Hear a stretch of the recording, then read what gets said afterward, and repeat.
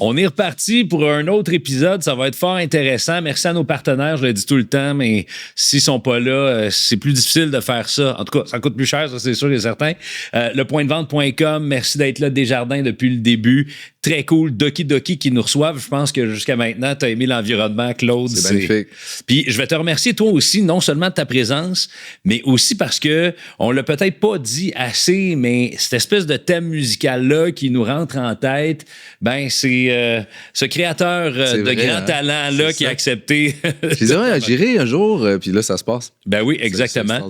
Fait que merci de faire ça. Puis dans la création, en fait, du podcast, quand on avait une vibe qu'on voulait avoir, qu'on voulait établir, on se demandait, tu sais, par quoi on va faire passer ça au niveau musical. Puis j'ai dit, moi, ça prend Claude. Ça prend Claude. Ben, il y a une signature. Ma mère a toujours dit, là, j'arrête pas de dire ce temps-ci, je viens de sortir un album, fait que je suis constamment en entrevue de mon style musical. On va en jaser, inquiète-toi pas. C'est ça, mais elle a dit, toi, ta signature musicale apparaît beaucoup. Dans le bon sens, tu sais. Moins vocale, comme si on me reconnaissait moins. Je chante souvent de personnages, de style de musique. Mais musicalement, en tout cas, je pense qu'on peut reconnaître à travers ce thème-là. Ben merci pour ça. Merci de ta présence. Claude, je trouve ça intéressant de prendre le temps de s'attarder un peu à ton parcours parce que, il est en multiverse, là, tu sais. Complètement. Complètement en marge. Mais les professeurs à l'école diraient, tu ne réussiras pas en essayant de faire ce que tu vas faire plus tard. Puis finalement, ça marche. C'est drôle aussi parce que tu touches à plein d'affaires sans nécessairement tout le temps aller au fin fond du bout des choses. On dirait que tu te laisses porter par une vague. C'est comme, OK, c'est cool, c'est cool. Des fois, oui. Des fois, plus deep. Tu sais, allez, mettons, musicalement, là, je veux dire, je me suis dit... J'ai beaucoup l'effet de... Ce qui m'allume le plus, c'est... Voyons, si je vais le faire, moi, tu sais. Je veux dire, c'est donc bon, la musique, c'est donc le fun. Je vais le faire, tu sais, je vais l'essayer, puis... Il n'y en a pas assez de ça, je vais en faire plus. La bouffe, même à faire, tu sais, il y a comme un... c'est facile, tu sais. L'espèce d'effet, ça va être facile, je vais l'essayer, je vais le faire moi-même. Fait que je me suis quand même rendu, tu sais, c'était un temps où je mixais, masterisais, jusqu'à la fin, je jouais tous les instruments. Après, tu t'apprends à déléguer, là, quand tu as cette attitude-là de je vais le faire moi-même, je vais le faire, ça va être facile. Tu te rends compte que toutes les étapes prennent du temps? Ben, du temps ou de l'énergie ou pas comme tu pensais. Puis une fois que tu l'as maîtrisé un peu ou que tu y as goûté pour vrai, là, je me sens, moi, personnellement, en mesure de déléguer par choix avec les gens que je veux, le vibe que je veux. Mais c'est vrai, il y a des projets que c'est en surface, puis super belle opportunité, grande chance que j'ai de rentabiliser un truc que t'as pas travaillé pendant des années, puis que c'est juste parce que le reste des tableaux sont comme développés. Les réseaux sociaux, tout ça donne quand même des opportunités faciles. Puis c'est drôle parce que il y a des trucs aussi, c'est ça, à un moment donné, ça arrive, puis t'embarques sur quelque chose d'autre, fait que tu t'éloignes d'un certain truc. Tu sais, tu parlais de ton album que tu viens de sortir, Demain déjà. J'ai envie de te dire que pour reprendre ça, le plus récent album date d'il y a 8 ans. Ouais. C'est presque difficile à croire. Il s'est passé tellement de choses, particulièrement dans les 5 dernières années. Il y a eu un élément qui est venu changer un peu ton parcours. Je pense en très, très bien. On va avoir l'occasion d'en jaser. Mais j'ai envie de revenir un peu sur l'essence de qui t'es puis comment t'en es arrivé à être cette personnalité publique-là. Que moi, je trouve, pendant longtemps, là, je pense que c'est un peu moins vrai parce que tu t'es dévoilé davantage en étant avec Lisandre. Je pense que ça a forcé les choses. Mais oui, mais puis là, avec votre docu-réalité, c'est intéressant parce qu'elle pousse beaucoup sur l'aspect que t'es quelqu'un de loquace, t'es quelqu'un qui parle quand même plus que ce que t'as laissé croire dans les dernières années, surtout en ton arrivée dans ton projet solo, genre 2015 avec l'album Les Magiciens. C'était le premier mot qui qualifiait ce gars-là. C'était comme, il dit rien, c'est un bel entre, il est beau. Puis moi, toutes les conversations que j'avais avec toi, je me rendais compte d'un gars qui était curieux, intéressé aux autres, qui était sensible. Puis c'était pas ça l'image que t'avais. C'est vraiment juste un visage, une photo. Ouais. Tu sais, je veux dire, moi, le branding personnel, là, tu le maîtrises pas. Là, en fait, c'est des addons quand t'es pas en contrôle de ça. Puis là, ça fitait dans le sens où pochette mystérieuse, photo de presse mystérieuse, musique mystérieuse. Fait que là, on m'a collé ça, mais tu sais, il n'y avait pas tant... C'est pas dans les entrevues télé. Tu sais, il n'y a pas eu de développement sur le branding de qui... Puis effectivement, avec Lisandre, ça a complètement ouvert la trappe, là, c'est-à-dire on me voit dans des stories, on me voit dans le docu-réalité, dans les podcasts, je veux dire, l'ouverture tu jases pendant des heures. C'est quand même rendu une portion de mon travail très importante. Fait que c'est comme l'inverse du gars qui était mystérieux qui parlait pas, tu sais, finalement. C'est intéressant. Puis, même qu'elle était, ouais, lui, c'est. Tu sais, dans le couple, c'est moi là, qui se la ferme pas. Complètement. Et c'est dur à croire. C'est dur à croire. Oui. Mais pour les gens qui te connaissent, ça, on y croit. Hey, je veux revenir un peu à ça ici, parce qu'on est dans Saint-Roch, à Québec. On est fiers de produire du contenu pour les gens d'ici, mais partout, mais en mettant en valeur la ville qui t'a vu grandir. Complètement. Et qui a vu ta carrière aussi émerger. La musique, je sais que ta sœur en fait également. Ouais. Ça vient d'où, ce désir de t'exprimer musicalement? Ça vient d'où? Ça vient de tellement loin. Comme je disais, c'est comme si... Mais je pense que c'est une attitude de quand t'aimes quelque chose, tu veux le faire. Là. J'aimais ça, la musique, puis j'étais comme, je veux plus de chansons qui ressemblent à ça, je vais essayer. Puis le gars, c'est de l'artisanat là, qui vient de très, très loin. J'ai été aussi dans un contexte assez privilégié. Là, j'ai grandi dans un endroit extraordinaire qui est juste ici en haut, coin comme Grande Allée. C'est Saint-Jean-Baptiste, limite Montcalm. Puis on habitait dans des coopératives d'habitation qui étaient... Il y en avait 5 collés avec une cour intérieure. C'est comme des centaines d'enfants là, qui cohabitent, puis de plein de mondes différents, puis de partout dans le monde aussi. C'était super fertile comme place où grandir. Puis moi, je pense que ça a beaucoup aidé. Là. C'est une grande chance d'avoir comme pu grandir avec des parents comme ça, une sœur comme ça, dans un monde comme ça, dans une ville aussi... Québec, c'est particulier. Là, je dirais que j'ai tendance à croire que le ratio, la fertilité artistique en général ici est quand même un ratio extraordinaire. Puis tu sais, tu dis Saint-Joseph, il y a quelque chose de tellement effervescent de la ville de Québec, particulier. Moi, ça me manque. Là, je veux dire, je suis rendu 100% à Montréal. J'ai fait un genre de 20 ans un peu habité dans les deux places. Tu as vraiment deux places où tu habites, puis c'est extraordinaire, Québec. Un vibe qu'on voit pas ailleurs. Puis c'est drôle, nous, on est vraiment dans un endroit, tu parles de Saint-Joseph, c'est là où on est. Il y a quelque chose de toujours très effervescent à Québec. Puis j'ai l'impression que ça a toujours été. Moi, ça fait bientôt 14 ans là, que je suis ici, puis écoute, je partirais pas à moins d'en être obligé, mais il y a quelque chose de fascinant. Tu sais, juste Saint-Joseph ici, il y a eu de la mouvance là-dedans. Tu sais, toi, t'as probablement connu les années Moi, je marchais, Maille-Saint-Roch. C'était fermé ici, puis puis mon père marchait trop vite. Là, fait que là, je me perdais à travers des gens qui sortaient de l'hôpital psychiatrique. C'était un des endroits les plus épeurants que j'ai vu de ma vie, là, pour un petit gars de 5 ans. Mais dans le bon sens, dans le sens où ça a brassé cette rue-là. Là. Il y a eu des affaires comme le Exo Shop.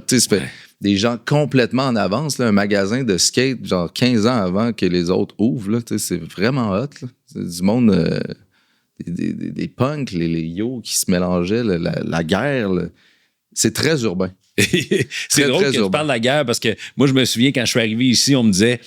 Ah non, on va pas t'installer dans Saint-Roch, tu vas voir les gangs de rue, les motards, la drogue, la prostitution. C'est comme, ben oui, ça en fait partie, mais tu sais, je veux dire, c'est une autre époque aussi. Puis là, c'est. Ouais, ça c'est plus avant. Puis là, il y a des affaires qui fait que le coin redevient un peu plus. Mais tu sais, je veux dire, faut aimer ça, là, si tu veux habiter en ville. Le monde dit que Québec, c'est un village, là, mais ils n'ont jamais habité ici. Là. Ça, c'est très, très en ville. Puis moi, où j'habitais, c'est très, très en ville. Là. Les gens qui étaient loin, moi, je viens de Montréal, qui se la jouaient. Moi, j'ai beaucoup plus en ville que la plupart des gens qui ont grandi à Montréal. Ouais. Tu sais, ça dépend, t'es où. Il y a un truc qui arrive, t'es relativement jeune, acrophone, t'as quoi, genre 16, 17, 18 ans? Acrophone, c'est... Tu sais, le moment où on s'est dit on va s'appeler Acrophone, peut-être 13. Oh, quand même. Ouais. Fait que c'est vraiment... T'as une dizaine d'années là, quand tu sais que t'as envie de commencer à essayer quelque chose, puis... Ouais, qu'on fait de la musique. Mettons la musique, là, avec Eman, on faisait de la musique, là, littéralement. Là, il n'y avait pas de drum, c'était des boîtes de carton pour vrai. Puis moi, j'avais une guitare. Mettons 10 ans. 9-10 ans. Puis c'était plus du genre de rock. Tu sais, c'est comme si le rap n'existait pas vraiment ici, là. Mm-hmm. Puis, tu sais, il y a eu plusieurs étapes de le rap. Ça existe pas. C'est juste les États-Unis. Oups, le rap français, on Oups, en québécois, tu sais, c'est vraiment plusieurs étapes. Fait que ça ressemblait à du genre de rock de 10 à 13. À 13, on découvre le rap sous toutes ses formes. Ça existe en français. On essaye des verses. On a des verses. Puis, tunes très concrètes, enregistrées sur, mettons, un clavier que tu pouvais raker des petits bouts. Je dirais 14 avec un accent français. 15. Ouais, ben là, j'aime que tu précises parce que c'est comme. On dirait que t'as de la difficulté à y croire. Là, non, mais je veux dire, c'est débile, ça n'existait pas je veux dire, en québécois. Fait que là, tu fais ce que tu as déjà entendu un peu. 15, 16, on découvre probablement dans ces eaux-là les SP, un étrange, ils vont crever de ce monde que eux, oh shit, c'est dope. Puis c'est en québécois, tu sais. Fait que là, nous autres, on se commence à faire des chansons un petit peu mieux enregistrées, un petit peu plus en keb. Puis les vrais tunes qui ça ressemble à du acrophone un petit peu plus abouti qu'on va retrouver en 2005 sur le premier album. On est à peu près en 98, 9. Nous autres, on a un genre de 15-16, là. Ouais, c'est ça, dans ces eaux-là. En 2000, j'avais 17. Fait que acrophone, le premier album était un amassis des tunes qu'on avait faites, mettons, à partir de 99. Ça a commencé aussi, vous vous êtes fait remarquer avec ça, parce que c'était comme les deux jeunes kids qui arrivent de Québec, là, ils ont leur propre son. Il y avait quand même un certain rayonnement avec ce que vous faisiez. Ça a quand même accroché des oreilles de l'industrie. Ouais, je pense qu'il y avait un petit côté authentique. Tu sais, c'est comme si le rap, on sait tellement pas qui peut l'incarner ici. Tu sais, c'est tellement pas québécois. C'est tellement d'ailleurs.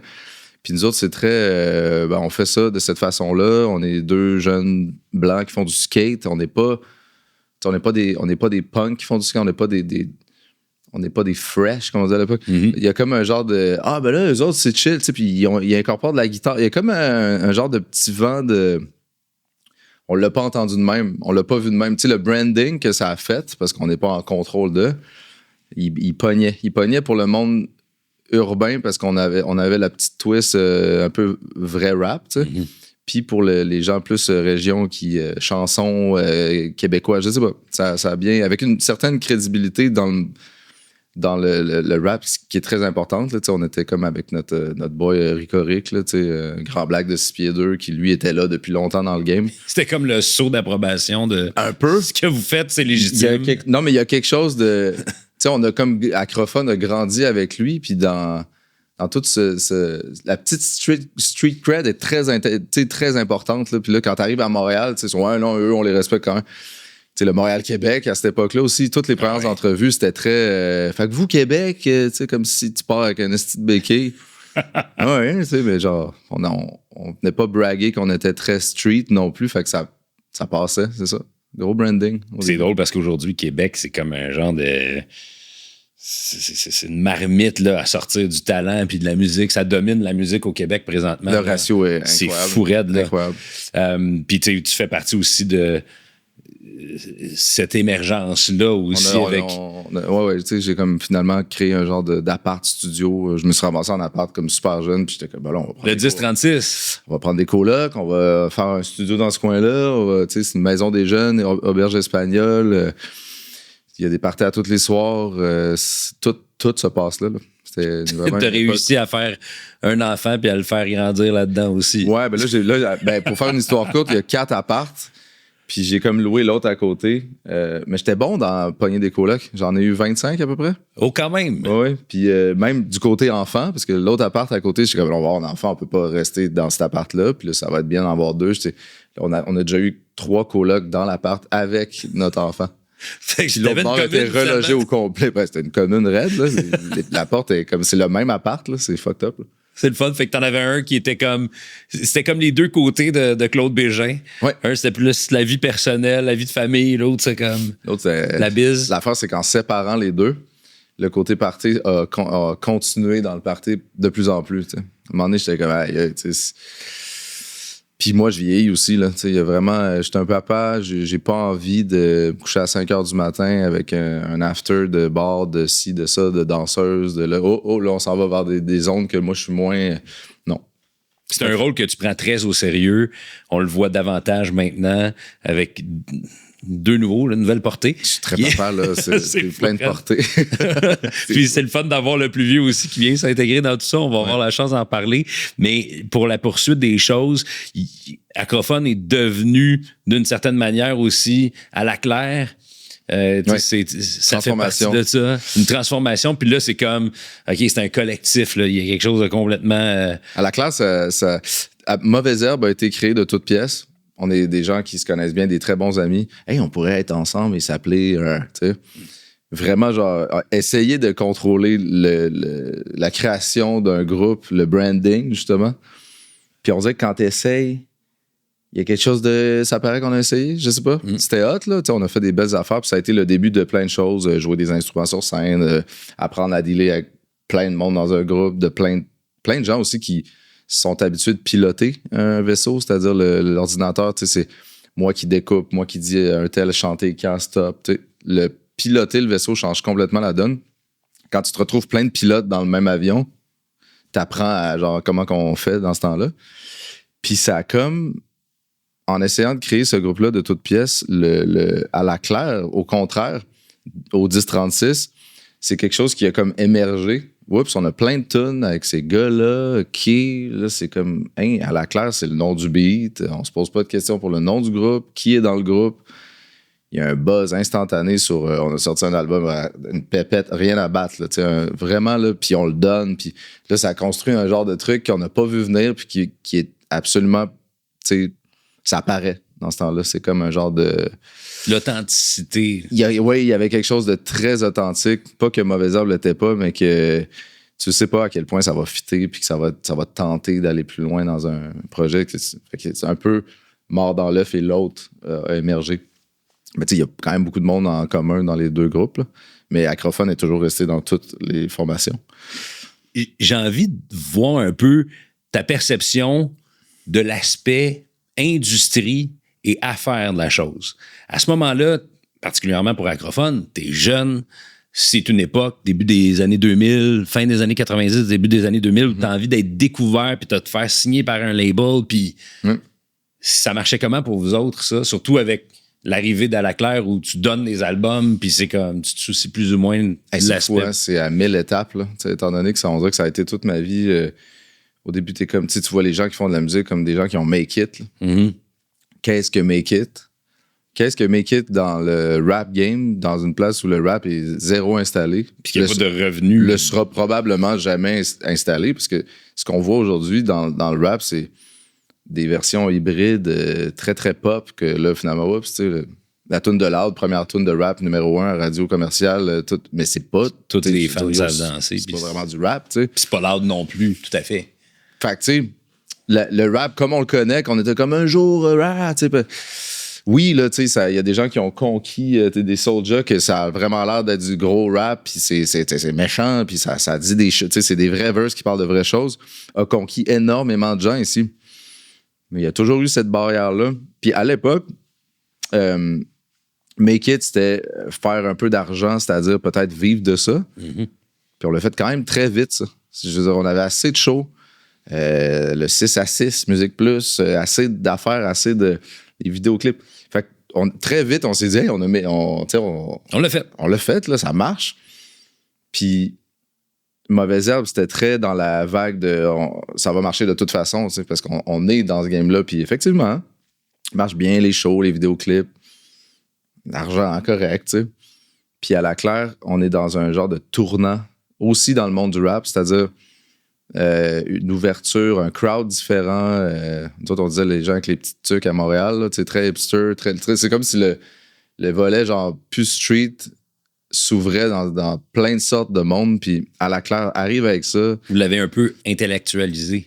Ouais, tu sais, puis mais fucké, là, tu sais, je veux dire, il y a des vidéoclips d'À la claire, c'est fucké à un point où, tu sais, jamais des gens qui... Tu sais, des gens d'un certain âge qui viennent du street, qui faisaient du rap, auraient trouvé ça dègle. Mais on arrive avec assez de skills pour que ça passe. Puis là, donner la musique, on est aussi à l'étape de la musique s'en va où? Les CD, ça s'en va où? Tout ça. Fait que grosse transition. Années Napster, là.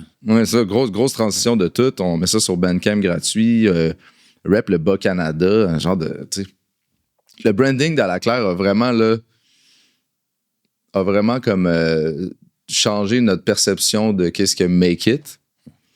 Puis même au niveau des chiffres, tu sais, je veux dire, il y a des line-up, 2-3 coins de rue pour le lancement, puis les gens ne peuvent pas rentrer. Là, on a comme sous-estimé le succès de ça.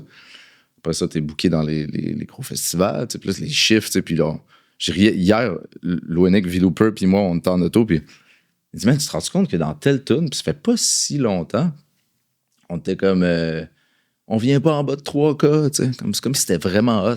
J'étais comme, c'est vrai que c'est pas tant que ça, tu sais. 3K, on est 5-6.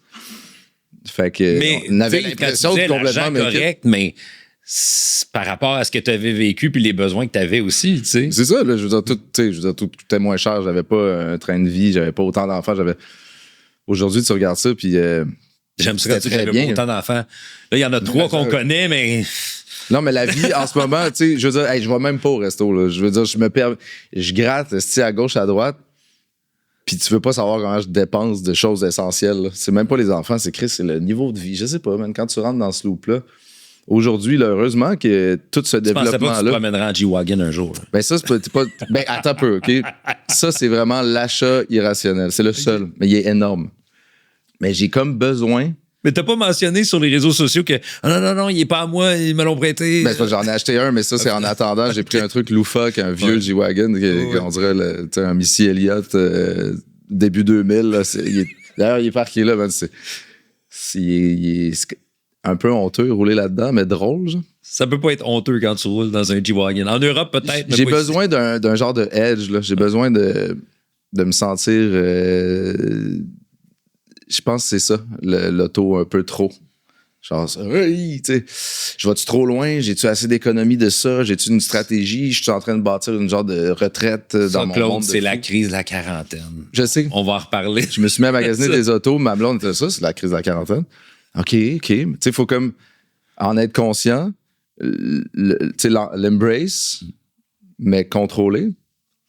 Hey, mais juste pour revenir à la musique, puis parce que tout ça, là, on va y retoucher, c'est sûr et certain, parce que l'équilibre là, de la vie, le côté professionnel de la chose, tu gagnes ta vie, il y a des dépenses qui viennent avec ça, vous êtes autoproducteur maintenant de bien des affaires, mais tu me corrigeras si je me trompe, dans le entre à la claire puis la carrière solo, il y a eu un certain retrait, j'ai l'impression, de ta part, où tu étais là, tu étais présent, on t'entendait parce que, bon, il y a eu Karim, où tu es devenu, c'était un binôme, vous étiez un binôme dans la production, puis la création. Tu sais, faire de la réal. Mettons, moi, j'étais une bébite de studio, là, à la base. J'aime ça, produce avec ma voix dessus, qui a été acrophone, avec Mauvaise Herbe, je pilotais beaucoup ce vaisseau-là.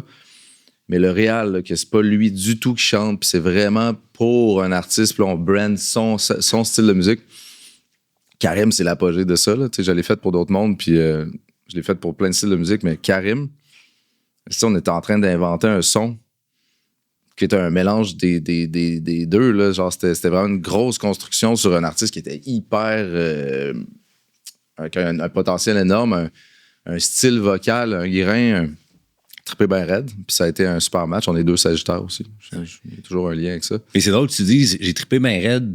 J'ai l'impression même que tu avais peut-être plus de satisfaction à le mettre en lumière que toi de te fronter. Ouais. Puis moi, c'était tout autant toi que... Force de vie, un peu en... Chris, je suis qui, moi, dans À la Claire, tu sais? Parce que je suis un peu une mascotte. On sait pas trop c'est quoi aussi. On découvre qu'est-ce qu'À la Claire, qui fait quoi. Puis là, je me sentais potentiellement plus efficace, accompli côté réel, parce que c'était en parallèle avec À la Claire, tu sais. Puis Chris, à Karim, tu sais, j'ai de la vraie job, là. Tu sais, puis je fais les shows aussi, puis... Ouais, je me sentais très accompli là-dedans, puis j'avais envie aussi de faire un truc solo, parce que justement, À la Claire me laisse beaucoup de place pour faire d'autres choses. C'est-à-dire, je suis vraiment pas front dans ce projet-là. Puis j'ai commencé le solo un peu en même temps de la réal des trucs de Karim. C'était vraiment le temps, là. Puis j'étais un peu en mode, hey, le rap, moi, tu sais, je m'identifie pas complètement à ça. Surtout, tu as toujours eu ta guitare pas loin. J'ai toujours voulu faire des chansons là, qui ressemblent pas à ça. Fait que là, j'étais en transition vers, je vais me trouver un son à moi. Je construis un son avec Karim.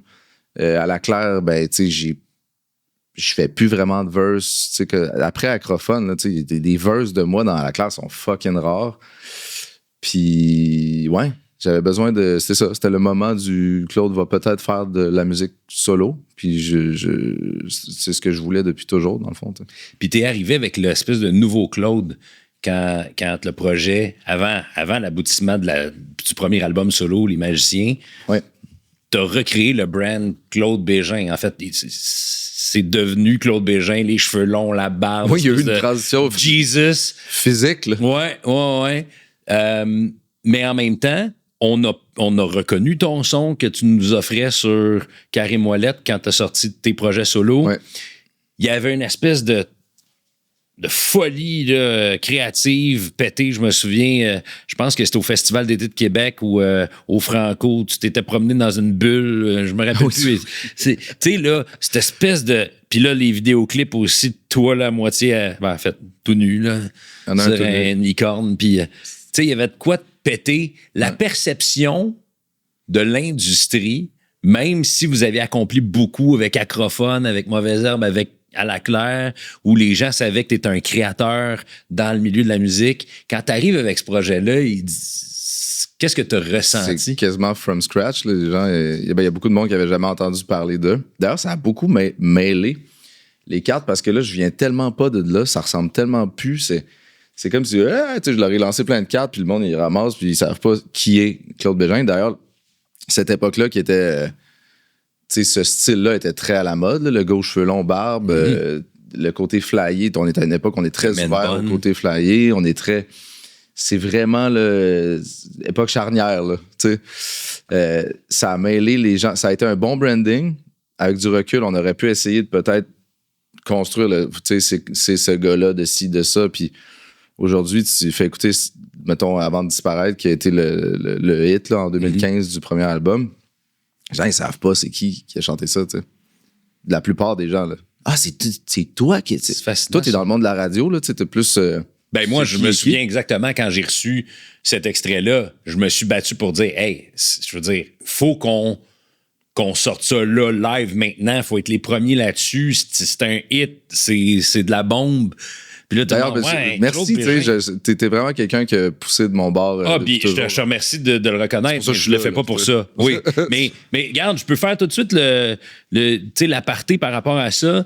Je me sens extrêmement privilégié de toutes ces conversations-là, souvent hors onde, entre toi et moi, tout ce qui est off-record. Tu me considères beaucoup. Je sens ça de ta part. Puis quand j'ai eu, même dans des moments difficiles, à l'occurrence le décès de Karim, l'obligation de par mon travail de faire des choses qui même moi me tiraillaient puis qui étaient un peu comme piétinaient mes valeurs, de te demander tes commentaires dans des moments où je préférais être là, mettons, pour lui-même puis te dire hey Claude, man, tu sais, mes sympathies, puis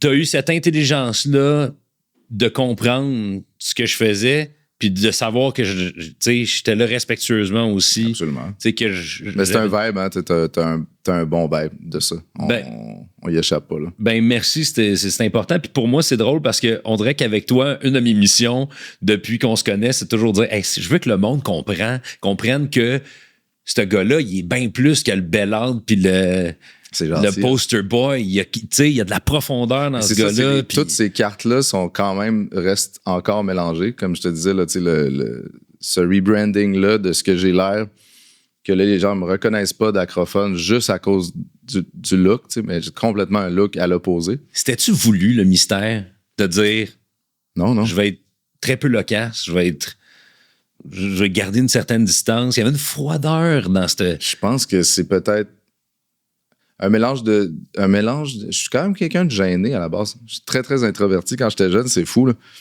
J'avais de la misère à... Puis mon travail fait que ça a tellement entraîné le contraire que je suis devenu quelqu'un qui maîtrise vraiment l'extroverti. Mais tu sais, dans le début du cheveu long, tu sais, c'est très facile de penser que je parle pas beaucoup. Mais si tu m'ouvrais la trappe dans ce temps-là, c'était un peu la même affaire, là. En entrevue, je partais, là. Mais c'était drôle. Fallait que tu sois confortable. Fallait que tu sentes... Ça se peut plus. Ouais, exact. Moins facile, peut-être. T'étais plus Ouais, t'étais plus cérébral dans ta façon de traiter l'entrevue. Probablement. Puis je vais te poser la question comme ça parce que tout détail me semblait réfléchi. T'étais extrêmement hyper conscient de ce que tu projetais. Aujourd'hui, t'es le fantasme de bien des gens, puis ta blonde se plaît à dire combien t'es beau, puis combien tu comprends-tu? Mais avais-tu cette conscience-là? Je le vois, là, il se ferme, là, il devient gêné. C'est pas de la fermeture, c'est je m'accote. Ouais. Mais avais-tu cette conscience-là de la beauté que t'avais? Est-ce que tu jouais consciemment?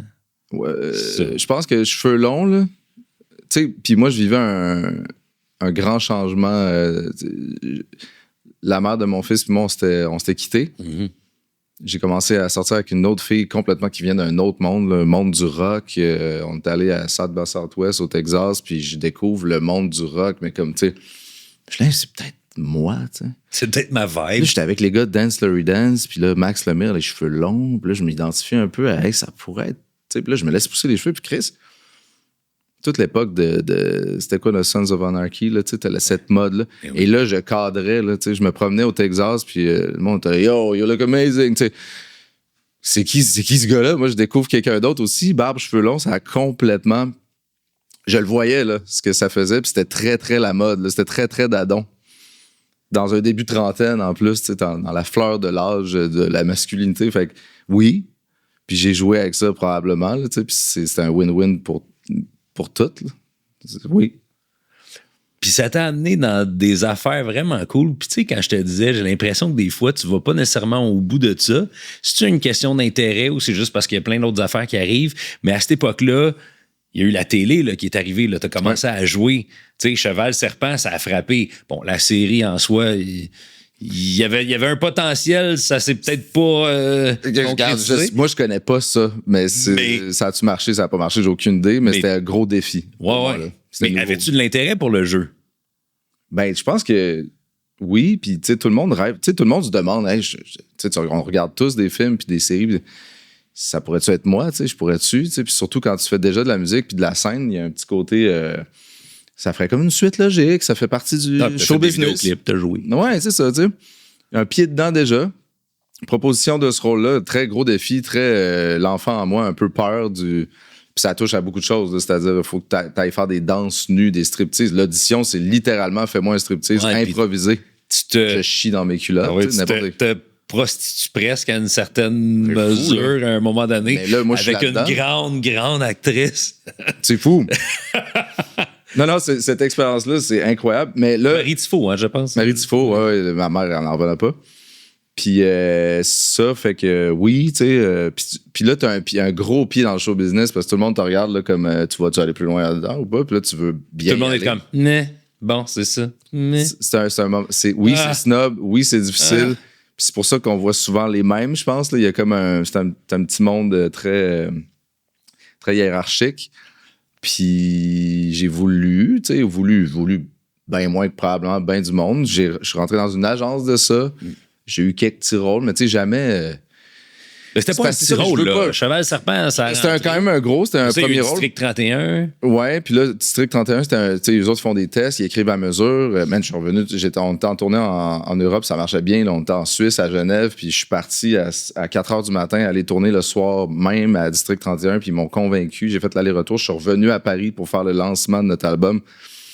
Tu sais, une période de vie où j'essaye tout en même temps. Mais, tu sais, j'ai jamais pris de coaching, j'ai jamais développé là-dessus. Tu sais, ça peut avoir l'air de quelqu'un qui l'a naturel, mais t'as comme tes défauts là-dedans aussi. Fait que tu t'es pas super adaptable. Justement, dans District 31, c'est un mitaine, le nom du fameux personnage. Puis je suis supposé être un gars super nerveux. Nerveux, là. Genre, lui, il est toujours sur le bord de crisser un punch à quelqu'un, de tirer quelqu'un. Puis ça, je suis pas capable d'incarner ça parce que c'est trop loin du moi naturel. Oui, peut-être qu'avec du travail, du coaching, puis avoir travaillé ce rôle-là bien comme il faut, dans un moment d'opportunité aussi grosse, ça aurait été une bonne idée pour continuer dans cette voie-là, tu sais, de façon plus prolifique, mais je l'ai pas fait, ça, tu sais.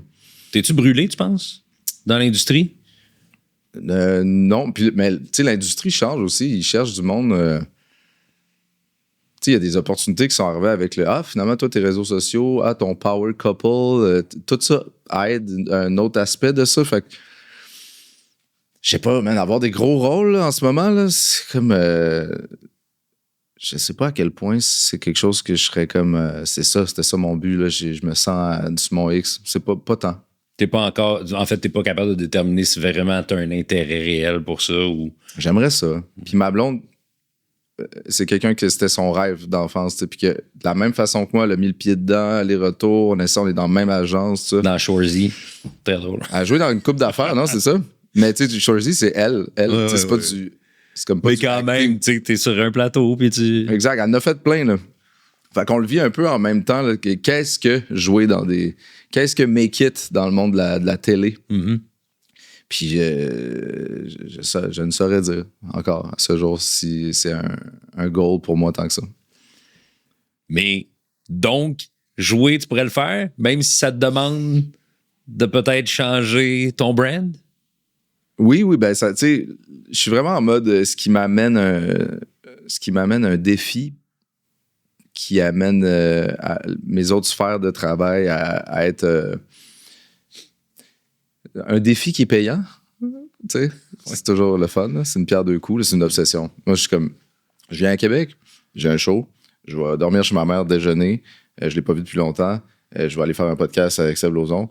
Puis je vais faire un contenu pour des lunettes, un brand qui avait fait ma collection.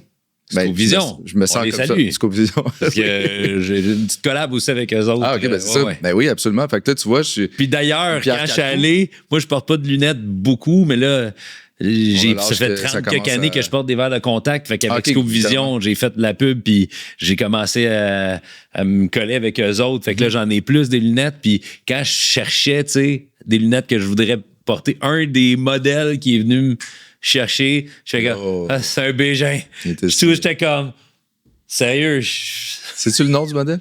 C'est l'espèce d'aviateur carré. La chance, ça se peut-tu? Peut-être, je sais pas, parce que t'en as deux qui sont de ce genre-là, mais ceux qui sont un peu plus petites. Puis, vous l'aviez en doré, puis en noir et doré, mais je porte peu de doré, puis j'étais comme, hey, c'est pas en silver, celui-là. Bref. Silver Boy. Ben, et ouais, j'aime bien ça. C'est vrai que t'as un chandail blanc puis une bague silver. Ouais, c'est ça. Puis, tu sais, je pourrais aller dans le doré, mais bon, on s'en reparlera. Mais c'est drôle. Scoop Vision, ça serait intéressant peut-être de les avoir avec nous autres. On les aime bien. On salue Dom et toute la gang. Yes. J'arrive de là. Avec ça. J'arrive de là.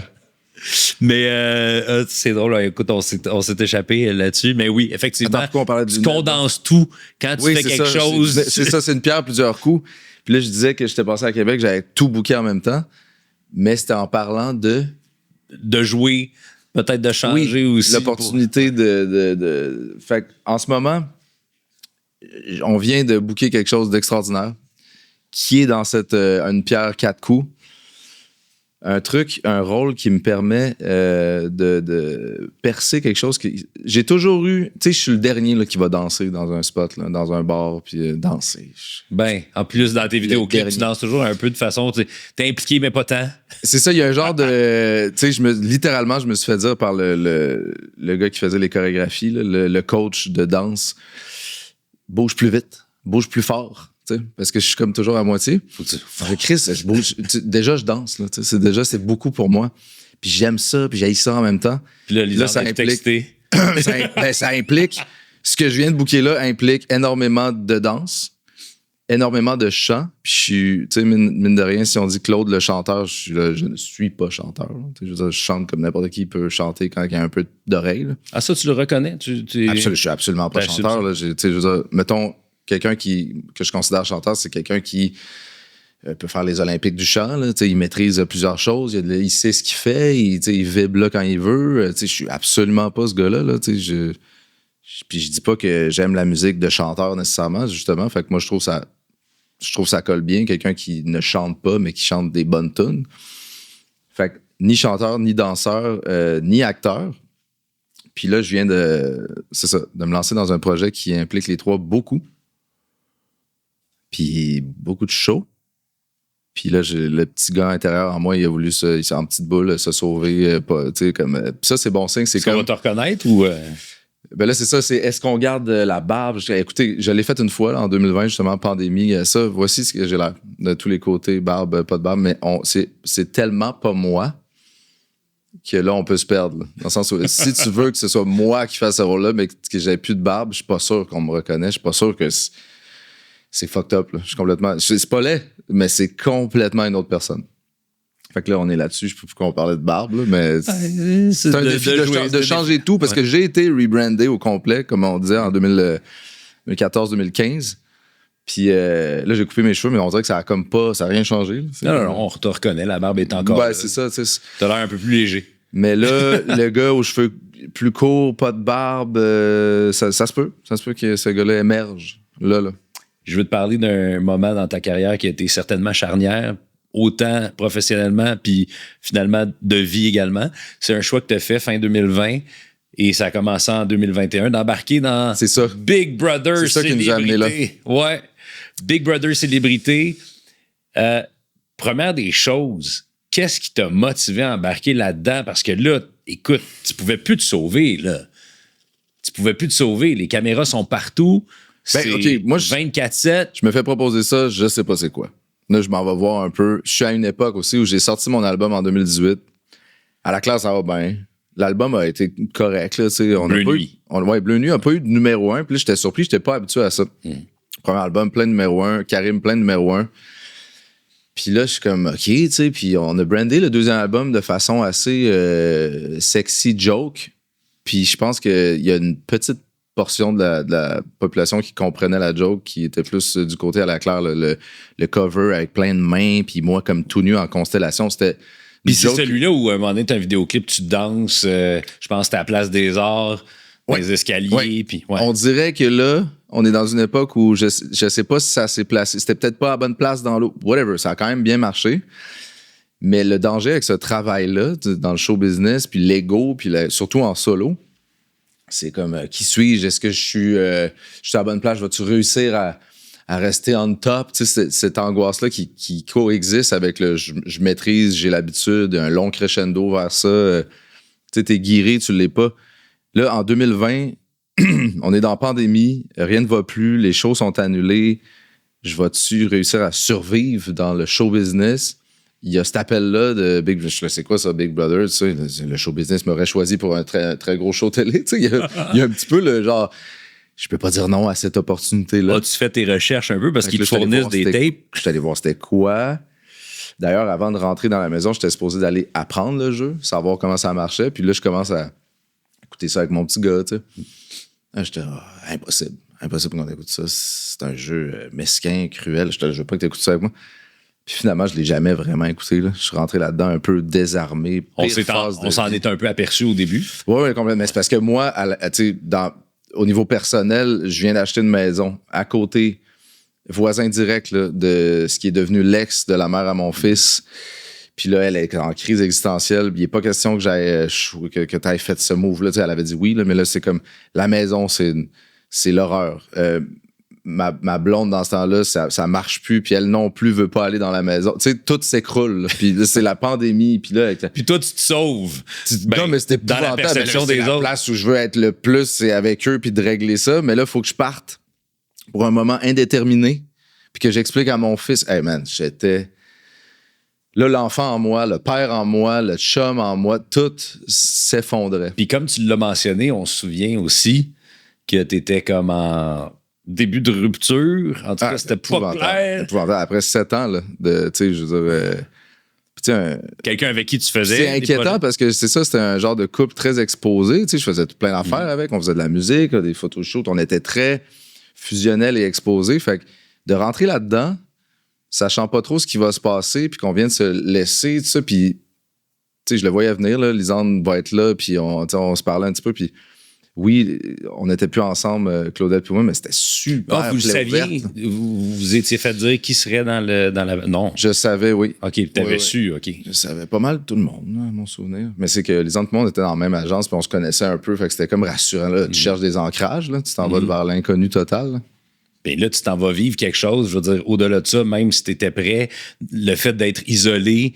C'est un peu le phénomène de l'île déserte. C'est fou. Tu tombes sur Lisande. Tu refais ton monde au complet. Puis qui te fait comprendre son niveau d'intérêt. Vraiment, vraiment explicitement. La fille la moins subtile. Ouais. Puis là, est-ce que tu y penses à toutes les conséquences de l'extérieur ou est-ce qu'à un moment donné, cette bulle-là de verre devient étanche?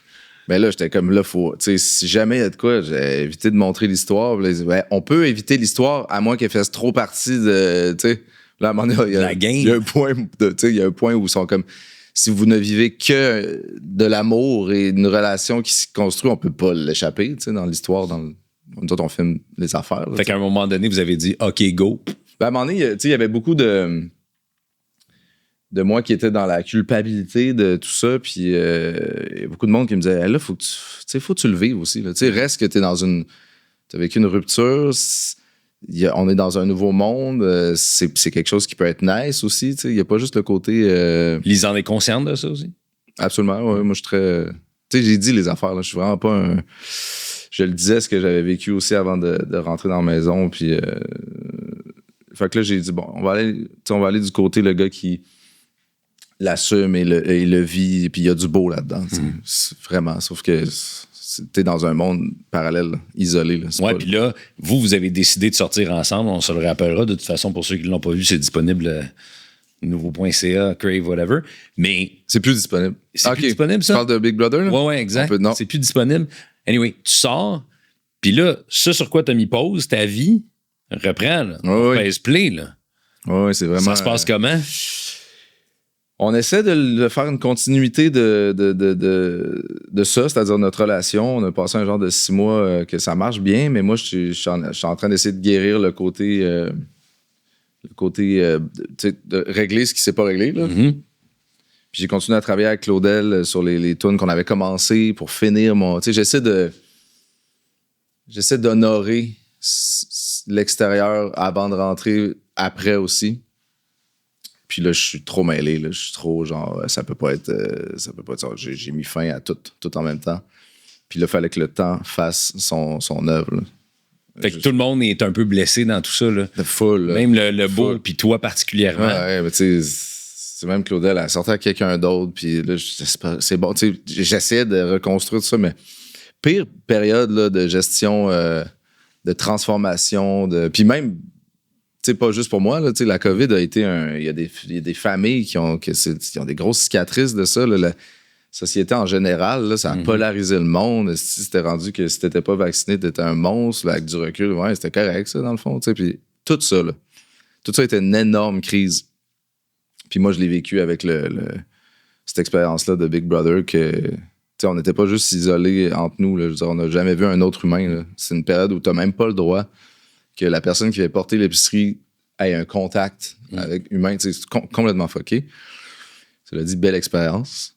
Je prends tout ça comme une façon d'avoir construit qui je suis aujourd'hui. Là. Ben, en fait, en plus, ça t'a apporté tellement aujourd'hui. Mais je me souviens, on s'est rencontrés, je pense, dans ce tumulte-là. Ah, ben, c'est quelques mois après, si je me trompe pas. Ou peut-être l'année suivante. Mais peut-être l'année suivante, à Oshéaga. Ouais. Tu venais d'avoir la surprise. Ouais. Il n'y avait rien. Elle était fraîchement enceinte, quelque chose comme ça. Pour le monde, personne ne savait que vous étiez encore ensemble ou que vous était là. Encore. Elle était là. Ouais. Puis là, tu m'as dit, ouais. Puis là, tu t'es confié. Puis là, j'ai fait comme, ouais, OK. Puis, comment tu te sens? Là, t'es comme, ouais. Puis là, c'est drôle parce que c'est là que j'ai vu le côté paternel que t'as. De dire, OK, ce gars-là, c'est vraiment quelqu'un de loyal dans ses relations. Parce que tu m'as dit, ben là, on est dans une autre étape de notre relation. Puis j'avais le choix de dire, ben, on fait ça séparé ou j'embarque. Ouais, moi, là, c'est un glitch. Là, être papa, là, ça devient la chose. Tu sais, ça va être ça, notre guide. Il n'y a rien de plus symbolique, important, pilier. Si jamais tu peux t'appuyer sur quelque chose de solide, avoir un enfant, j'étais là. En plus, on a une bonne base. Je sais que les entre et moi, on est des gens compatibles. Fait que si on a ça en plus, j'étais comme, on est quand même bien foutus. Puis tu vois, le temps le prouve. non seulement on a fait un autre enfant, on est comme de plus en plus... Dans une autre période de tumulte, d'ailleurs. Tu sais, je veux dire, ouais, mais... Non, ça va bien, là. Ah, mais je suis vraiment content pour vous autres. Puis j'ai envie de parler de cette portion-là parce que là, maintenant, tu as mentionné cette espèce d'expression-là. Chacun a sa définition de ce que ça veut dire, mais power couple. Vous êtes rendu un power couple dans la mesure où maintenant, vous avez pris les guides, les rênes de votre carrière. Ça a comme amplifié chacune de vos carrières également. Ça a créé un buzz autour de vous autres et quelque chose de super beau parce que, bon, l'aspect familial aussi a démontré une nouvelle facette de votre personnalité, surtout du côté de Lisande qui a toujours été très... T'es comme pris au sérieux quand tu deviens... L'aspect mère fait, tu sais, vraiment adulte, madame, accomplissement... quand tu greffes à toutes ces autres branches, ces projets... Surtout qu'elle est très edgy dans tout ce qu'elle fait. Ouais, c'est ça. Pour le branding, là, au niveau entrepreneurial, c'était excellent. C'était la suite logique de la sobriété, la construction sur des bonnes bases. Elle est partie son histoire, là, niveau entrepreneurial, c'est pas quelque chose de prévu. C'est quand même du génie. Là. Je scrap, je suis saoul, je move, je suis la première qui a dit des affaires. Tout le monde trouvait ça whack. Le désir de vouloir être connu, reconnu. Legit, là, sans shame. Personne n'ose le dire. Parce que des fois, il y a des gens qui ils veulent juste être connus, mais ils vont faire croire qu'ils font de la peinture ou ils font de la musique comme vecteur pour devenir connu. Je veux devenir connu. Ça, c'est l'objectif. À cette heure, qu'est-ce qu'on fait pour se rendre là? Le niveau de non-shame de Lisande fait que là, il y a plein de monde qui a trouvé, moi pas capable, nanana, mais finalement, elle devenait non seulement connue, mais tranquillement quelqu'un d'intéressant, tranquillement quelqu'un avec des bonnes valeurs qui devient sobre, qui devient maman. Fait que le build-up, les commentaires en dessous de chaque affaire, c'est « J'aime tellement la femme que tu es devenue, je te suis depuis », C'est plus facile. Ça, c'est solide. C'est beaucoup plus sain de partir du méchant ou puis de devenir bon. Les gens s'accrochent à ça bien plus si que tu pars de l'inverse. Bon, puis le but d'aller là, c'est le contraste, c'est énorme. Elle a pas fait ça pour ça. L'objectif est atteint, mais le branding de passer de rien à battre, full jugé à full respecté, tranquillement. Moi, je regarde ça de l'extérieur, puis je suis comme, c'est la mère de mes enfants, c'est ma personne, c'est ma meilleure amie, ma toute maintenant. Puis elle t'aime vraiment, t'es encore super attiré par toi. Puis... Je pense que l'aspect power couple, c'est juste c'est quelque chose qu'on a naturellement dans le sens où moi, si je trippe sur quelque chose, tu vas le savoir. Là. Puis je veux dire, ma blonde, je trippe tellement dessus qu'il faut que je l'expose, faut que je chante ça dans mes tunes, faut que je le montre dans des photos, faut que tu fasses chanter sur tes tunes. Faut que je m'exprime comme ça. Ouais. Oui, puis ça, tu vois, elle est vraiment pas chanteuse, puis j'ai comme dit, ça serait cool que tu chantes ce refrain-là, que je l'avais chanté moi-même, là, mais j'étais comme là, t'es pas sur l'album, puis c'est pas grave, mais il me semble que ça parle de nous qui part en voyage, ça serait cool. D'abord. Vous l'aviez fait avec parenthèse? On l'avait fait une couple de fois. Le vidéoclip est super cool. On a fait une tune pour un livre pour enfants qu'on a sorti. Dans les débuts de Lisande enceinte, on fait un livre, expérience de vie, on fait une tune avec ça, super cool d'ailleurs. Puis, parenthèse, on fait un podcast ensemble, on va faire une tune, puis là, plus chanter. Puis là, j'étais comme, OK, ce refrain-là, le réel en moi, il est comme, je sais que chanter par une fille, c'est plus hot. Quelle fille? Ça peut être toi, ça peut être n'importe qui, ça te tente-tu? Ouais, tu sais. Elle a vraiment hésité. Non, elle veut rien savoir de chanter, jamais, là. Mais elle sait que c'est quand même cool. Je sais que c'est comme un petit rêve en elle qui, tu sais, tout ça est connexe, là, acté, connu, hein. Fait que, tu sais, ça vient quand même cocher une case, sauf qu'elle est super complexée. Elle pense qu'elle chante super mal. Puis moi, non, c'est très intéressant. C'est très intéressant. Ouais. La petite voix, là, de pas chanteuse, là. T'sais, moi, j'aime ça. Il y en a qui ont fait des carrières là-dessus. Là. Ben oui, absolument. Là, semi-parlé, là, un peu sexy, un peu parlé. La petite voix là, un peu texturée. Ouais. Moi, j'adore. Mais ce que je trouve intéressant, par exemple, c'est que ça t'a forcé, toi, à t'ouvrir davantage puis à casser ce personnage-là dont on a parlé tantôt. Ouais. Où t'étais, tu sais, puis tu le dis, t'es introverti puis tu le quittes, puis à un moment donné, t'as pas le choix d'embarquer là-dedans. T'as touché à des affaires, tu sais, bon, ça part tout avec la famille, puis... Parce que c'est un peu ça le début réel d'une relation forte dans votre cas. Là. Ouais.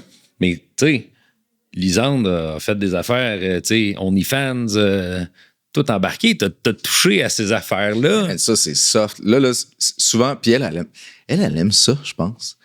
Elle a tellement été habituée de provoquer, entre guillemets. Là, c'est pas challenger la limite des gens. Tu sais, c'était une adolescente quand on a commencé, oui. puis on fait ça quand on est adolescent. Moi, je faisais pas ça. J'ai toujours été quelqu'un qui oui, moi provoquait aussi, pas. j'étais comme... vraiment très... J'étais très soucieux de ce que les gens étaient. Mais elle a un peu plus crise d'adolescence étirée, là. Mm-hmm. Puis, tu sais, OnlyFans, ça sonne vraiment, là, je fais de la porn, Ouais. tu sais, je veux dire...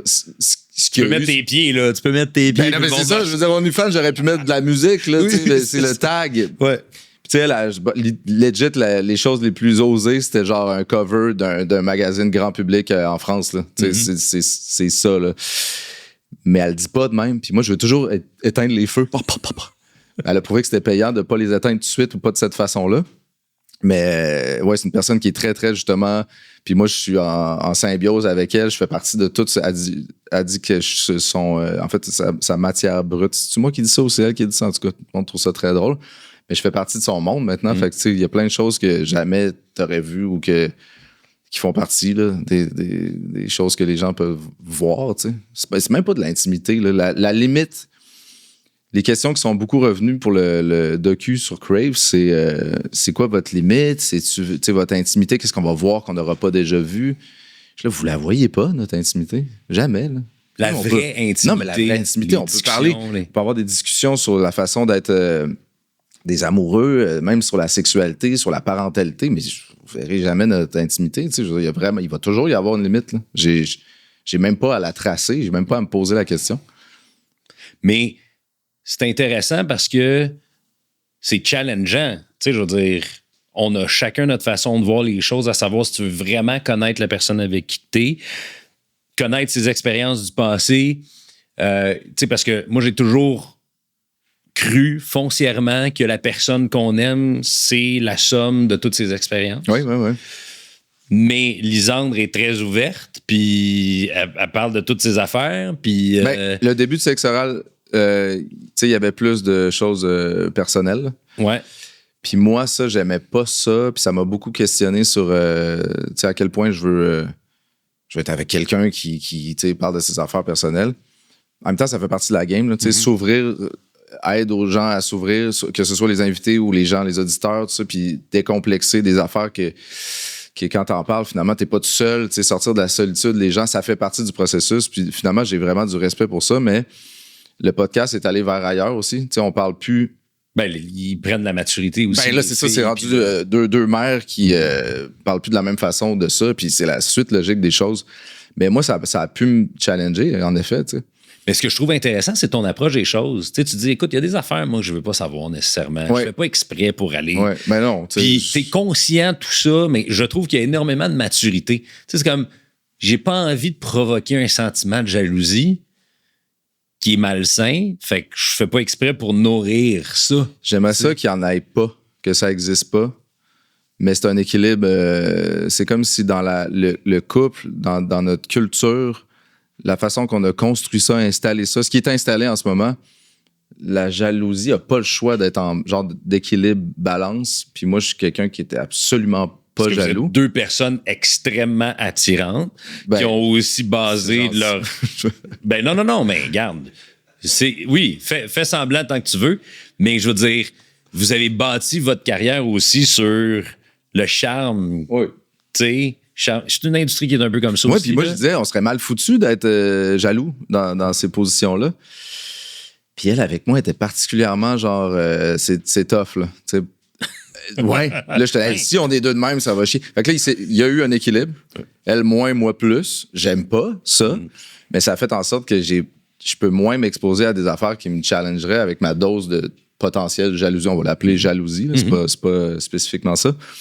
Il y a quelque chose aussi qui est plaisant pour l'autre, dirais, au moins, il y a du protectionnisme là-dedans aussi. Oui, mais c'est tricky, c'est ça. L'équilibre de ça, oui, j'aime ça que tu sois jaloux, là, je le comprends, ça. Là, on est dans un équilibre de ça, mais je suis quand même toujours à dire qu'il y a quelque chose qu'on a mal fait là, dans la culture. Il y a quelque chose d'absurde, quand même. Mm-hmm.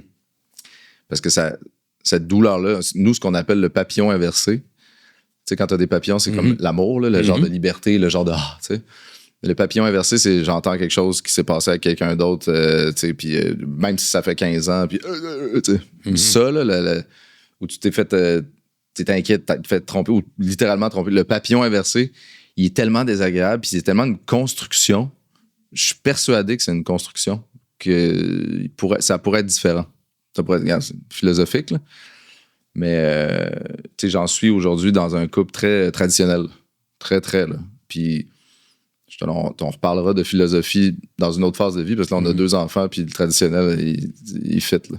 Oui, t'as pas le choix, là. À un moment donné, que tu le veuilles ou que tu le veuilles pas, faut que t'en même si on voulait là, vivre d'autres choses ou avoir un couple ouvert ou peu importe, cette vie-là fait que t'as même pas un calice de moment pour le vivre, ça n'a aucun rapport. Surtout, en plus, vous avez vécu un moment assez complexe. Le temps des fêtes était moins joyeux là, pour vous. Tu sais, la naissance de notre premier ensemble, il est né avec quelque chose qui, tu sais, il pouvait pas survivre à ça s'il n'était pas opéré tout de suite. Le gap entre... c'est une surprise aussi, ça n'a pas été vu à l'échographie, fait que super, là, on perdait notre enfant, là, super grave. Là. Puis un début de vie aussi à l'hôpital pendant quasiment 20 jours. Puis gros ça gros vous défi. rapproche en tant que couple. Ah ouais, non, de manière, ça donne des perspectives aussi là, de aïe, la chance à travers la malchance. Puis là, on a revécu ça à ma fête. Là. On a comme pris notre premier moment de couple depuis, je me rappelle même pas quand. Là. Chambre d'hôtel, tu sais, pendant genre 3, 4, 5 heures. Puis là, la mère de mon premier fils arrive avec toute la marmaille, puis là, lui, il file. Et on l'a vu dans parenthèse aussi, j'ai aimé ça, la façon que... Attends, mais la mère de ton premier enfant. C'est le premier épisode de parenthèse ever. C'est ça, ouais. On s'est dit, c'est elle la première invitée, puis elle voulait pas. Ah non, elle avait l'air. Elle avait pas son bébé aussi? Elle avait notre bébé. C'est ça. Comme ça. Puis là, tout le monde est comme ça. Non, mais fucké, ça, ce setup-là, ça, je le regarde. Ça devrait être comme ça pour tout le monde. C'est comme ça que c'est le mieux. La famille, elle, va toujours rester dans ma famille. Oui. Puis elle voulait pas, elle se trouve laide. Je suis comme, t'es tellement belle, ça n'a aucun rapport. Puis, ouais, fait que le défi, là, ma fête. Tu sais, je veux dire, il y a un super beau moment où, justement, tu reconnais l'apport qu'elle a, l'importance qu'elle a dans ta vie. Ben oui, ben ça va comme toujours... personne, comme parent. Tu sais, les gens qui se couplent, premièrement, c'est pas pratique, là, je sais pas comment ils font, mais c'est vraiment c'est une grosse part de déni, de coupure dans soi-même. Là. Je peux pas rester indifférent à cette personne-là. Ben là, tu sais, ta vie, tu l'as aimé, là, oui, ça peut changer de forme, mais faut arrêter de voir ça comme un... Tu sais, les commentaires en dessous de... C'est très, très positif, là, les commentaires, mais les commentaires en dessous de « c'est sûr qu'ils s'aiment encore, ils se trippent dessus, c'est sûr il y a quelque chose de vicieux là-dedans, tu sais. » Non. Puis, tu sais, oui, dans le sens où je la trouve encore super belle, je trouve que c'est une personne... Puis... T'as encore de l'admiration pour la oui, personne tout, oui, c'est pas malsain, au contraire, tu sais. Ça va toujours être la mère de mon fils, puis là, on est rendu comme une genre de famille, là. C'est vraiment hot, c'est vraiment pratique, tu sais, essayez ça. surtout si t'as 2 autres enfants, puis que c'est, tu sais, elle fait vraiment partie du... Moi, j'ai quelqu'un, une connaissance à qui je pense que lui, justement, il a eu un enfant avec sa précédente blonde, puis après ça, là, il y en a ou 2, je sais pas trop, je me rappelle plus, mais puis là, il y en a un autre avec la blonde avec qui il est, mais là, les filles sont rendues chum, l'ancienne blonde garde les enfants, oui. Tu sais, quand j'ai des brèches d'histoires semblables, là, le monde sont comme c'est un hack, là. C'est comme un win sur toute la ligne. Ouais. Puis jamais le contraire. Là. Jamais de Asti, je le savais, finalement, ils sont revenus en ça. C'est pas ça qui se passe. Je trouve ça super le fun parce que pour Romain, c'est encore ton plus vieux. Ah oui, c'est un beau. Hyper sain. Ouais, lui, l'image, les principes dans tout ça qui sont. Tu sais, Romain, je veux dire, il adore les Andes. Ça a été vraiment un bon match, eux autres. Là. Ça fait partie. Tu sais, moi, si mon fils a un bon match avec ma nouvelle blonde, là, c'est comme un 50% dans la pesée de la valeur de cette relation. Complètement.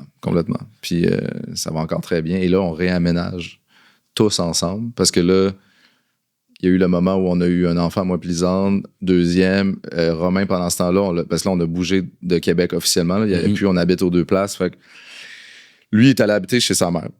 Ça fait 1 an et demi, presque 2 ans, puis c'est la première fois de ma vie, là, moi, que j'habitais pas avec mon fils, officiellement pas avec. Là. Puis là, finalement, il venait pas chez nous souvent, puis là, on allait souper là-bas des fois, mais c'est pas beaucoup, là, tu sais. Puis moi, je suis très, très papa, là. Là, on achète une maison, moi puis Lisande, dans un endroit qui a un terrain, puis il y a plein de chambres, puis c'est une grosse maison, puis là, moi, ma priorité numéro 1 est que Romain revienne avec nous, si t'es d'accord, évidemment.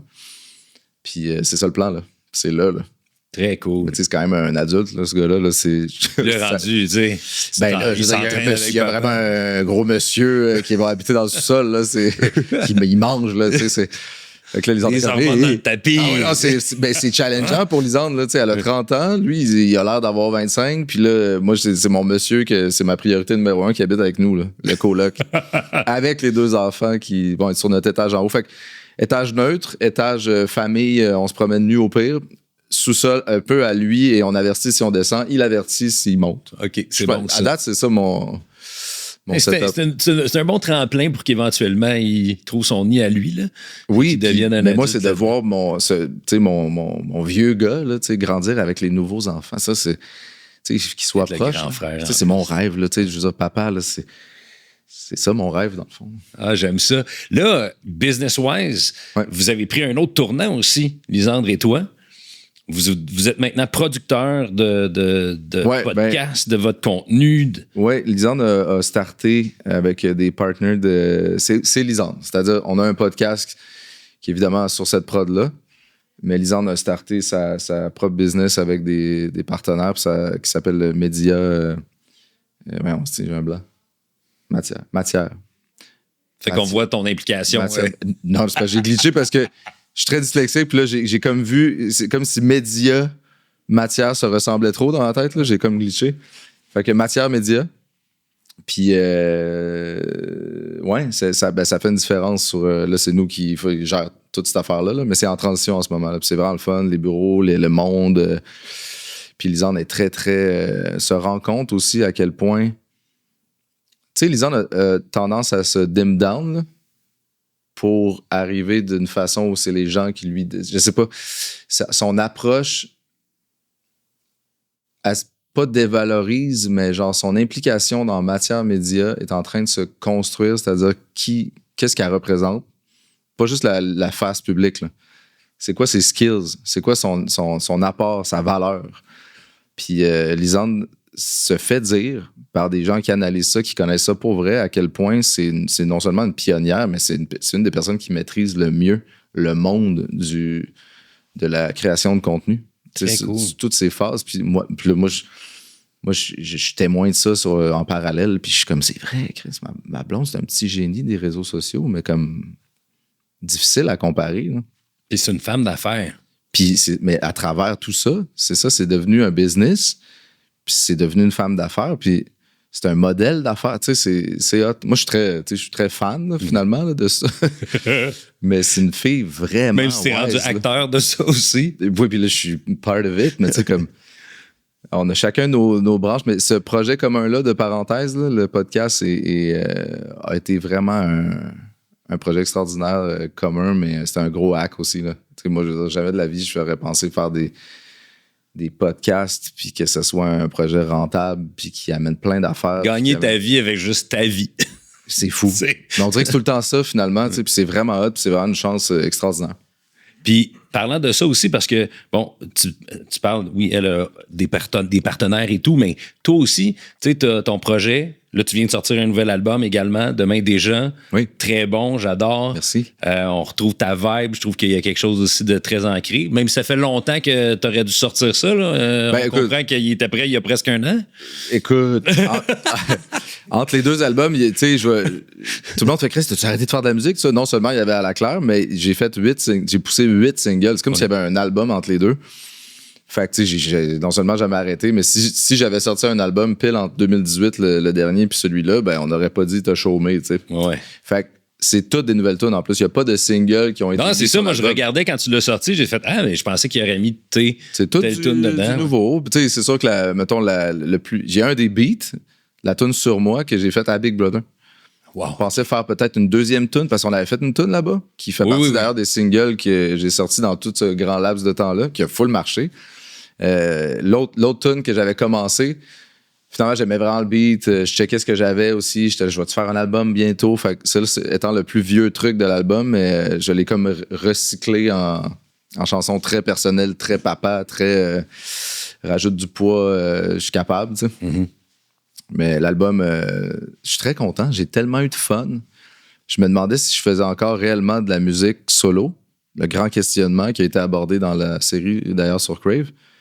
Puis, je sais pas ce qui s'est passé. J'ai de la misère à me l'expliquer, mais j'ai jamais eu autant le goût de faire de la musique. J'ai jamais fait autant de musique. Il y a quelque chose de technique que je passe devant le bureau, puis j'ai le goût de m'installer là, puis de gosser. Tu sais, l'artisan, il est comme revenu. Là, Puis tu peux créer dans le bonheur. Ça se peut. Pas oui, puis je suis quand même, tu sais, je deal avec beaucoup de choses, c'est très inspirant, mais quand même très chanceux, très dans le bonheur, très. Oui. Puis il y a une toune là-dessus. Moi, j'ai entendu les premières notes, j'ai fait c'est venu tellement me chercher. Puis je pense que tu sais où je m'en vais avec ça. Oui, absolument. Le renard. Oui, ben l'histoire de ça, c'est faut que. Le mettre en contexte, chanson hommage à Karim. Ouais, puis c'est pas dit explicitement, mais c'est très explicite à cause du symbole du renard. Mm-hmm. Mais tu l'entends tout de suite, puis c'est un peu ça, pas le but, c'est juste que il y a comme une idée musicale que c'était tellement Karim, puis au moment où on se perdait, là, je veux dire, toute cette gang d'amis-là, Karim, c'était rendu très difficile, puis on essayait des perches, on essayait des affaires, puis il y a comme un moment où j'étais comme, je vais essayer d'y envoyer une musique, t'sais. C'est quand même notre lien, là, Mm-hmm. Puis je vais lui demander qu'on fasse une tune ensemble. On sait jamais, peut-être ça va provoquer quelque chose, ou ça m'a vraiment fait penser à lui, ce thème musical-là, puis c'est le premier qu'on entend d'ailleurs quand on starte la tune. Il n'y a pas eu de suite à ça, mais des années plus tard, j'étais comme, je vais le faire, le beat. Je vais le faire, notre beat. T'sais. J'ai fait le beat. Puis j'ai tellement trouvé ça bon. Puis c'est tellement le beat qu'on aurait fait si on avait fait la chanson que j'étais comme, je vais essayer de... Tu sais, un genre de symbiose avec cette intention-là de featuring sans être avec lui, mais en essayant de l'être. Hey man, j'ai replugué des disques durs. J'ai écouté des takes qu'on faisait ensemble. Tu sais, les après, les avant, là, les bouts où on parle en HD dans mes Genelec, j'étais comme, hey, on dirait qu'il est là. C'était ça, là, puis j'ai des frissons. C'était hallucinant. J'étais dans une dimension parallèle. J'ai fait cette tune-là comme si je faisais un featuring avec lui pour vrai. C'est mon featuring avec Karim. Puis on l'entend, of course, parce que c'est ça qui m'a donné envie de faire la tune avec lui. Ouais, je l'ai faite, notre tune. As-tu versé des larmes dans ce processus-là? Ouais, c'était quand même rushant. Ouais. Puis j'en fais encore je rêve quand même souvent à Karim. C'est tellement quelque chose à comprendre, de difficile à comprendre. Tranquillement. Tu sais, les rêves, ça sert à ça. Je l'assimile tranquillement. Des fois, c'est super positif. Des fois, c'est épeurant. Des fois, c'est des longs moments tellement réalistes. T'sais. Fait que cette tune-là est un moment tellement réaliste de featuring. J'ai pas marqué featuring Karim, of course, mais on l'entend. T'sais. Ça manque. Faire de la musique avec Karim, c'est quelque chose qui me manque beaucoup. C'est quelque chose que je me trouvais bon, pertinent, je me trouvais bon, efficace. Tout marchait tellement vite, tellement puissant comme résultat. L'individu me manque, faire de la musique avec lui me manque. C'est un peu c'est ça. Cette tune-là servait à ça, pour moi, mais tu sais. Puis je l'ai mis à la fin en mode, c'est une tune très mollo, là, très contemplative, prend un moment. J'allais pas la mettre en premier. Voici. Mais ouais, le renard. Puis là, j'étais comme, je vais l'appeler comme ça. On va le savoir, évidemment. Bravo. Merci, en fait, pour tous les fans. Merci. Aussi de Karim.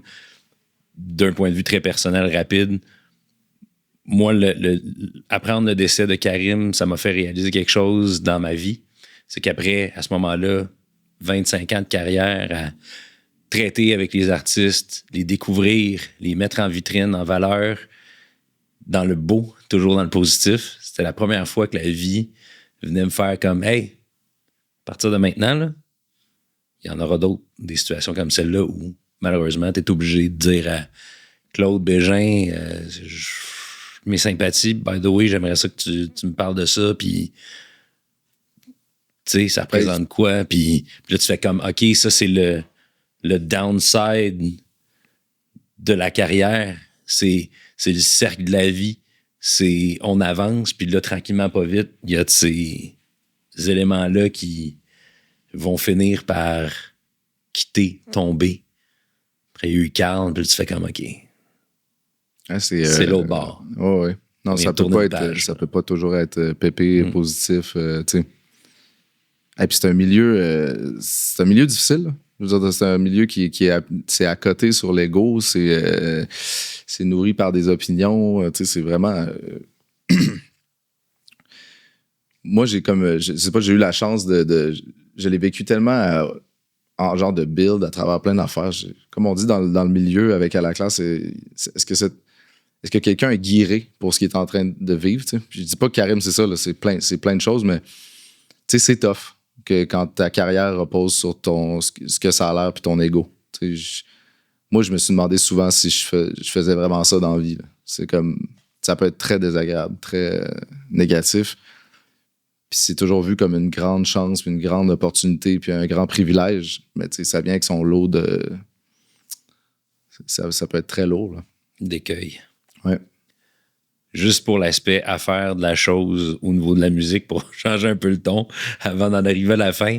Ce qui est intéressant, c'est que comme tu as les mains dans plein de projets, tu te deals avec plein de monde aussi. Ouais. Puis, tu sais, le label avec qui t'es pour tes projets personnels, c'est pas le même nécessairement qu'avec À la Claire. Puis. C'est hot, ça. Ouais. Comment tu deals avec ça? Je trouve que c'est une belle occasion de voir comment fonctionnent les labels, puis les labels différents. Puis. Non, c'est hot. Tout ce qui donne le plus de perspective te rend un peu plus wise dans le. Tu vois le tableau plus clair que d'autres mondes. Là.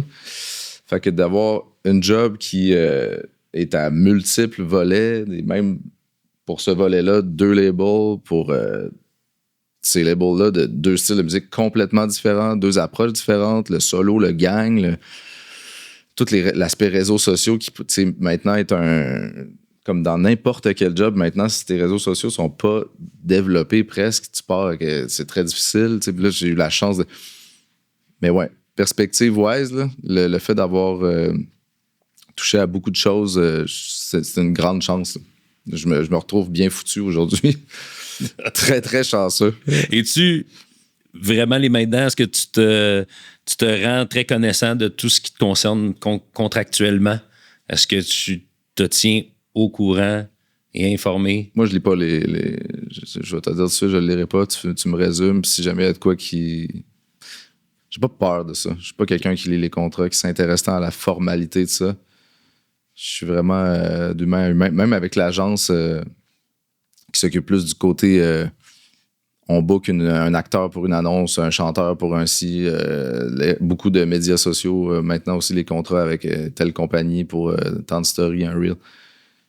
Tu sais, moi, le moins de formalité possible. J'ai vraiment rien à battre de ce côté-là. Fait que t'es bien entouré, t'as confiance aux gens. Ouais, puis si jamais tu fais quelque chose qui était tout croche, tu vas tellement t'en vouloir, toi, pas moi. C'est comme dans le temps, là, c'est quand on était ado, là, si un tel volait du weed à l'autre, il était banni de la gang, c'est tout. C'est vraiment lui qui payait. C'est pas ce que ça coûtait en weed que tu m'as volé. Là. C'est vraiment à toi que t'as fait ça. Là. La confiance. Fait que je suis vraiment... Non, je me sens bien foutu. Là-dedans, j'ai pas besoin de mettre le nez dans un papier. D'ailleurs, je suis très dyslexique. Dès que tu me mets un texte ou un questionnaire, au pire, je le fais pas. Fait que comment tu t'en sors quand c'est le temps de livrer sur scène tes propres textes et tes affaires? Comment on m'a dit une fois que tu sais un texte, toi, tu l'oublies jamais. Ça, c'est quand il est là, il est là. Là, j'ai quand même probablement des tunes, des textes à apprendre beaucoup. C'est peut-être plus long, mais j'ai développé des techniques. T'sais. J'écris même plus d'ailleurs pour mes tunes. C'est ça, j'ai des freestyles sur mon laptop que je fais des montages puis que je finis par écrire parce qu'on est obligé de mettre les paroles quand j'envoie le pactole pour l'album. Mm-hmm. Je finis par l'écrire, mais ça n'a jamais été écrit. T'sais.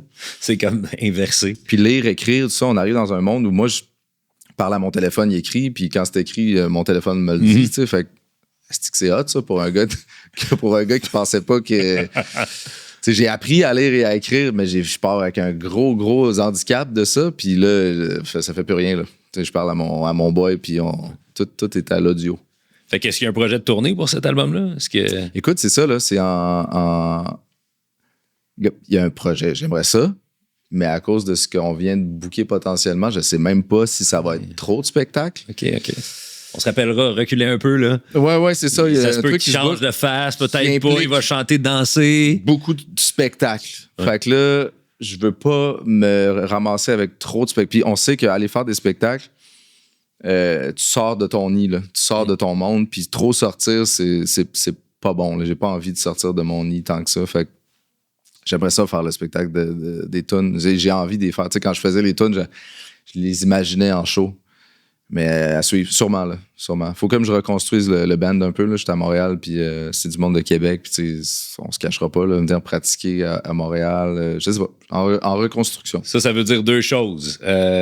Premièrement, ça va être super intéressant et très créatif, puis il va y avoir l'univers Claude Bégin sur la mise en scène, mais si jamais il y a une date, courez aller voir le show parce que il y en aura peut-être pas beaucoup. C'est ça.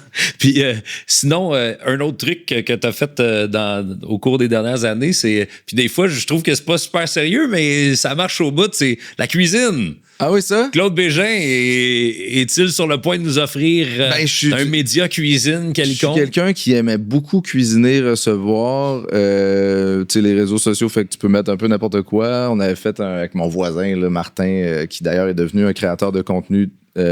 C'est contenu guide pour monoparental. Oui, son nom il est long. Oui, je sais, Martin. Le chum à Fred, là, Forks and Forks. Puis, ouais, lui, il est devenu professionnel de ça. Là. Mais tu sais, c'est un petit génie. Là. Il avait son plan, lui, puis ça marche. C'est guide de survie pour père monoparental. Quelque chose de même. C'est ça? Oui, ça fait du sens? OK, oui, ça fait du sens. Ça roule dans ma tête, là, mais... Puis, ouais, il m'avait fait la vidéo de la pizza où je descendais en boxeur me faire une pizza. Ouais. Finalement, c'est une pizza que tu mets du vin dedans. C'était quand même fly. Depuis ça, j'ai fait une coupe d'affaires, une coupe de drinks, tout ça. Puis là, l'omelette récemment. L'omelette, qui était juste en story, là, c'était même pas un post permanent. Là. Il y a eu comme un genre de 500 partages juste parce que j'ai comme décidé c'était tellement une bonne idée, là, cette omelette-là, avec 2 œufs rajoutés, en tour flippé. Mais moi, ça nourrit plusieurs choses. C'est une pierre plusieurs coups. C'est si je consacre une journée par semaine, j'ai déjà noté plein d'idées farfelues ou pas, ou des genres de hey, ça, tout le monde devrait le savoir. Puis qu'on met ça, je mets ça sur les réseaux sociaux de façon quand même équilibrée. Ça pourrait être ça comblerait mon besoin de recevoir, de faire de la bouffe, de peut-être une autre branche de revenus, que ça a déjà été d'ailleurs. Puis je prends mon moment, ma journée, puis le plus, dans le futur, là, un de mes souhaits, là, on a fait un bingo, c'est-à-dire tous tes souhaits de l'année. Mm-hmm. Puis c'est de me structurer. C'est la première fois de ma vie que je dis ça, là, mais j'aimerais ça que chaque jour de la semaine ait son petit... sa petite direction. On sait qu'on va au bureau cette journée-là. Tu vas avoir un horaire. Un horaire. Mais moi, je suis le pire, là. Tu sais, je suis vraiment, là, Tu disais le mot horaire, puis je me sauvais en courant, là. Puis là, j'ai un désir. J'ai jamais travaillé à un endroit aussi. Fait que là, j'ai le désir d'aller à un bureau. J'ai le désir de pas être chez nous pour travailler. Le vendredi, c'est ça. Le jeudi, c'est ça. Fait que finalement, t'es peut-être en train de te sortir de ta crise de la quarantaine. Oui. Mais moi, ça fait partie de ma crise de la quarantaine. C'est comme je change ce côté-là qui serait parti en courant pour fantasmer sur l'horaire. Une recette du bonheur différente. Très cool. En terminant, si tu avais à parler à ton jeune toi aujourd'hui avec toute l'expérience que tu as, tu lui donnerais quoi comme conseil? Hey, ça, c'est la fameuse question. Mm-hmm. Je dirais, pense pas à ça, fais rien. Je t'ai jamais parlé. Ah ouais? Hop. Tu te retirais de ça. Man, je me trouve tellement chanceux. Je trouve tellement que la rivière a coulé par là d'une chance et d'expérience. Si je me parle à travers le futur, je veux pas chier quoi que ce soit. Je me dis absolument rien. Très cool, très sage. C'est ça. C'est les paroles d'un homme qui est bien. Oui. C'est pas parfait, là. Mais je suis très bien. Qu'est-ce qu'on te souhaite? On me souhaite un déménagement qui fait du sens. Déménager, c'est très perturbant. C'est là. Puis on me souhaite que mes vendredis cuisine fassent du sens puis que ça fasse une pierre 3-4 coups comme je pensais. Mais et tout. Et les grands projets. Il y a tellement d'affaires sur la table.